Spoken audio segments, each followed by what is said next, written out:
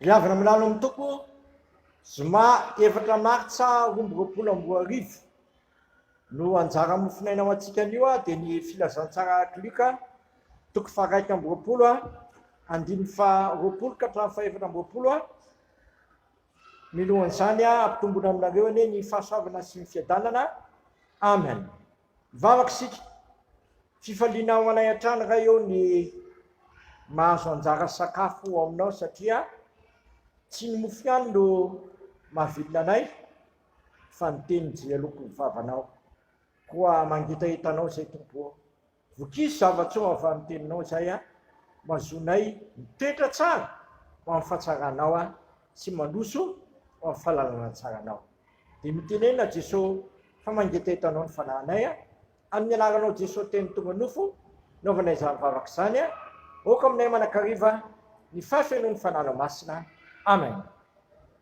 Luka toko faraika amby roapolo andiny faha roapolo ka hatramin'ny fahaefatra amby roapolo amin'ny anaran'i Jesosy. Ary raha mahita ny Jerosalema voadidiny miaramila ianareo dia oko fantatrareo fa efa ndia akaiky ny fandavana azy. Ary izay ihany ajoty amin'izany andro izany oka andositra ho anatenimbohitra, ary izay ao Jerosalema oka andositra ho any ivelany, ary izay anatsah oka tsy hiditra ao tanàna intsony, fa ireo dia andro fahamalina matanteraka izay rehetra voasoratra. Fa lozany be voka sy mitaiza kely amin'izany andro izany satria izy foriana lehibe amin'ny tany ary fahatezerana amin'ity firenena ity, dia horingana amin'ny latsabatra izy ka hoentina ho babin'ny firenena rehetra, ary Jerosalema hitsanjo jery-tilisa mandra-patanteraka ny andron'ny jery-tilisa. Ray masonao mana masinanay amin'ny fahamarinana ny teninao ny fahamarinana. Amen. Zao zavatra ambarany Jesosy eto zao ry havana dia tosy tanteraka tokoa tamin'ny taona 70 taorian'ny tenenan'i Jesosy izao zavatra zao, izany hoe 70 taona taorian'ny nanambarana izao teny izao dia tanteraka tokoa Jerosalema voadidiny miaramila romanina ka ny ravana, ary efa nipiriny ravana moa Jerosalema, ary tamin'ny farany taty aoriana aza dia ny ravana ireo vavaka silamo ka nalainy toerana masina ka ino nataony moské. Rindrina sisa mijoro ao Jerosalema dia mirindrina ny fitomanina.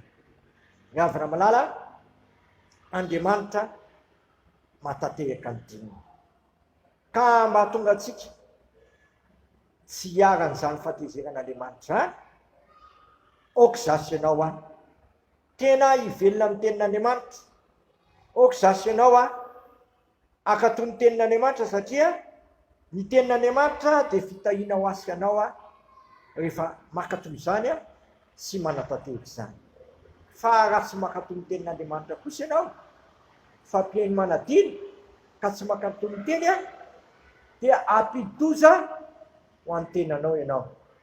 Eto dia mitodika antsika ho amin'ny mponina Antananarivo ity tenin'Andriamanitra ity. Antananarivo renivohitry Madagasikara, feno trano fiangonana hita eto avokoa ny karazana fiangonana rehetra, ao ny Eglizy Katôlika Romanina, ao ny fiangonana Loterana Malagasy, ao ny fiangonana Jesosy Kristy eto Madagasikara, ao indrindra koa ny Eklesia Episkopaly Malagasy. Raha tsy tanisa afa-tsy ireo antsika fa misy koa karazana fiangonana marobe hita amin'ity vohitra sy tanàna ity.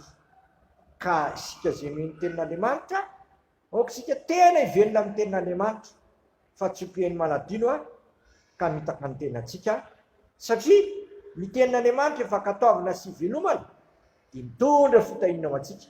Tenin'Andriamanitra kosa efa tsy hakataovana sy hivelomantsika dia tsika ihany mampidi-doza ny fiainantsika satria tondra fahanjonana ho antsika.